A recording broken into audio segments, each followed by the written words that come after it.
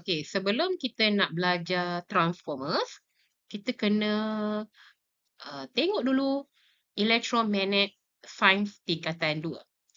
Kalau awak masih ingat, okey, elektromagnet adalah daripada satu konduktor yang mengalirkan arus elektrik. Okey, ini adalah sumber kuasa, ini adalah konduktor yang mengalirkan arus elektrik. So, apa yang akan terjadi di sekeliling konduktor ini? Okey, ia akan menghasilkan medan magnet.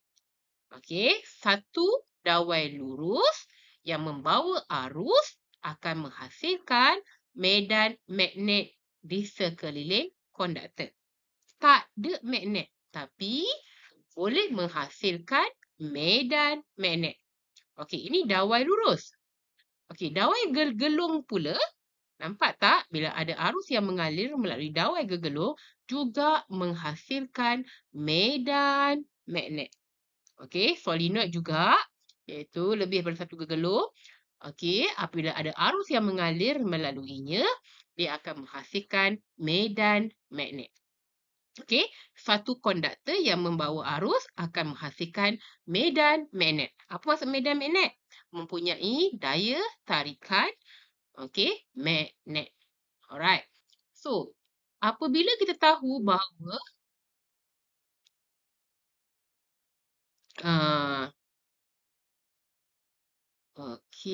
apabila kita tahu bahawa satu konduktor yang membawa arus menghasilkan medan magnet.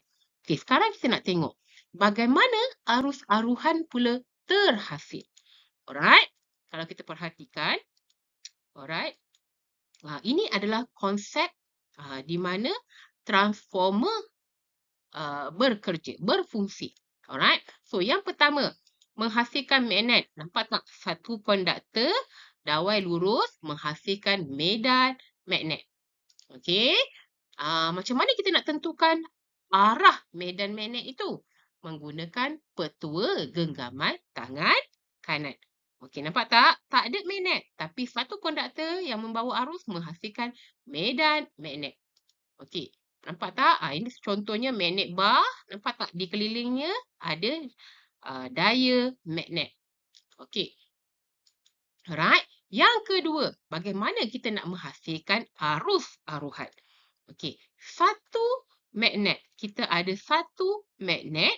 Alright. Satu konduktor yang disambungkan dengan galvanometer.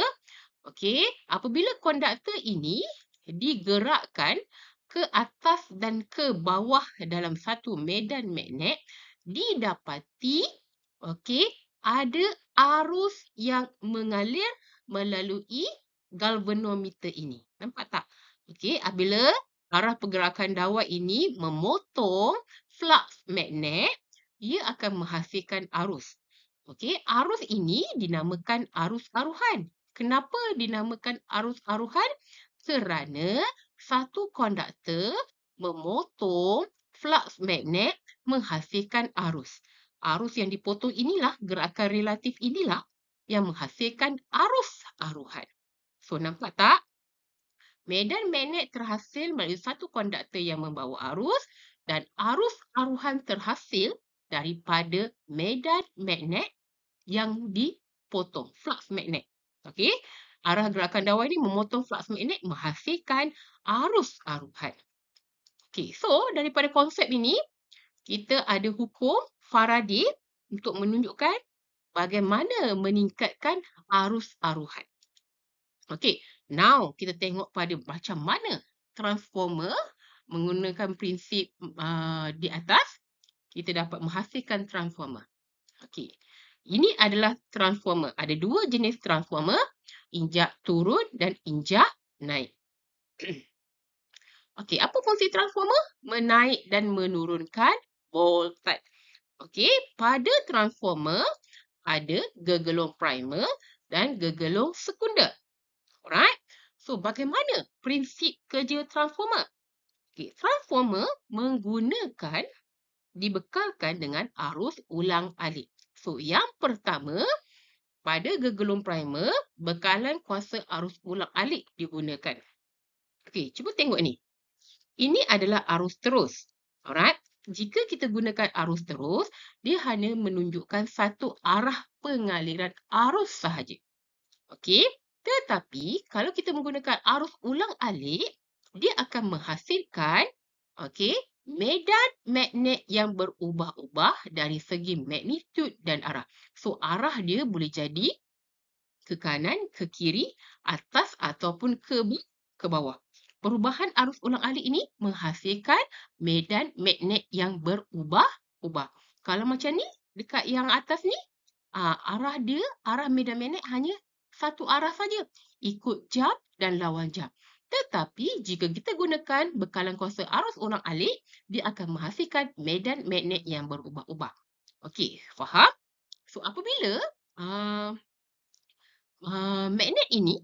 medan magnet ini terhasil, alright, dia akan mengarahkan gegelung sekunder. Dan kita tahu pada transformer, kita gunakan teras besi lembut. So, flux magnet yang terhasil daripada gegelung primer ni akan dipautkan kepada gegelung sekunder melalui teras besi lembut. So, kita faham teras besi lembut mudah dimagnetkan dan dimagnetkan. Alright? So, medan magnet yang dipautkan ini akan menghasilkan medan magnet yang berubah-ubah yang mengaruh voltan ulang-alik ke gegelung sekunder. So, jika bilangan gegelung sekunder kurang daripada bilangan gegelung primer, dia adalah transformer injak turun. Jika bilangan gegelung sekunder lebih daripada gegelung primer, dia adalah transformer injak naik.